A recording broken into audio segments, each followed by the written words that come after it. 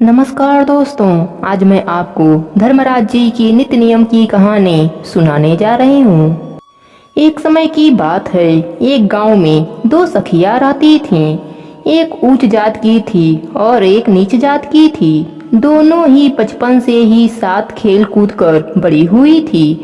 जो नीच जात की सखी थी वह नित्य अपने दादी के साथ धर्मराज जी की नित्य नियम की कहानी सुना करती थी। कहानी सुनने के बाद ही भोजन करती थी। और जो ऊंच जात की सखी थी वह भगवान को नहीं मानती थी। वह भगवान पर विश्वास नहीं करती थी।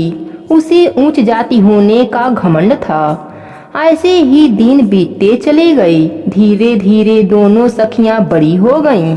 उनके माता पिताओं को चिंता हुई कि हमारी पुत्री विवाह के लायक हो गई है और दोनों एक दूसरे के बिना नहीं रह पाती हैं, तो क्यों ना इन दोनों का विवाह एक ही गांव में कर दिया जाए।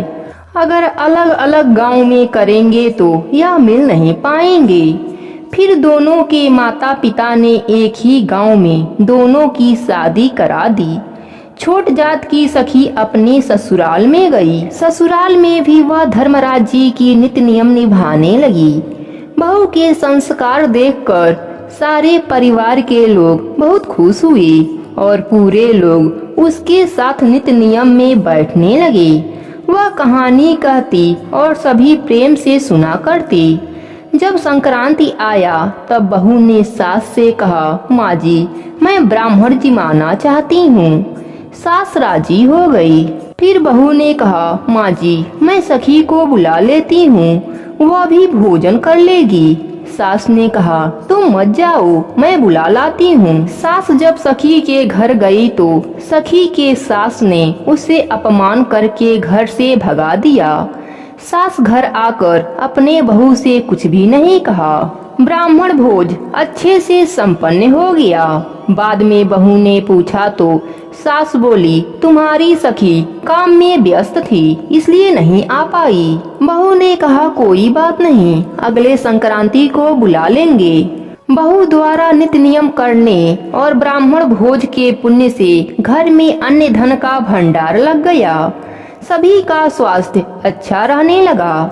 बहू पेट से हो गई। 9 महीने बाद एक सुंदर पुत्र को जन्म दिया। पर बहू अपने नित्य नियम को नहीं छोड़ा। फिर संक्रांति आया तो बहू ने कहा, माँ जी, हमें ब्राह्मण जिमाना है। सास ने कहा, हाँ बहू, जिमा लो।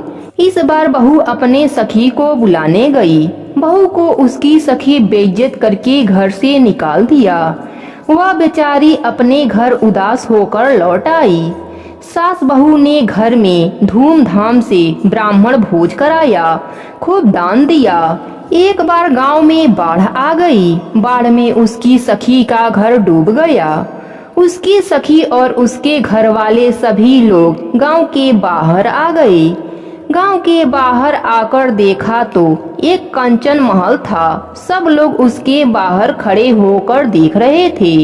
तभी अंदर से सखी ने देखा, अरे यह तो मेरी सखी है, मुझसे मिलने आई है। वह दौड़ी आई और अपने सखी का हाथ पकड़कर अंदर घर में लाई। साथ में सभी को अंदर आने को कहा। सभी उसके घर के अंदर आए। सभी लोग आश्चर्य से महल के सभी कोनों को देख रहे थे। सखी ने पूछा, तुम्हारे पास इतना धन कहाँ से आया? तब सखी ने बताया, यह सब तो भगवान की कृपा है।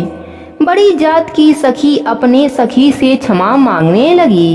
इस तरह सभी लोग नीच जात के सखी के घर रहे, खाना खाए और सोए भी। जब गांव में से पानी समाप्त हुआ तो वह अपने घर गए। अब बड़ी जात की सखी और उसके सास ने भी धर्मराज जी के नित्य नियम को निभाने लगे। जब संक्रांति आता तो ब्राह्मण जिमाते और खूब दान देते। इस तरह से उनके भी दिन बदले। उस सखी का भी गोद भर गया। वह सब भी इहलोक में सुखों को भोगा और मरने के बाद स्वर्गलोक की प्राप्ति हुई। प्रेम से बोलिए धर्मराज जी महाराज की जय हो।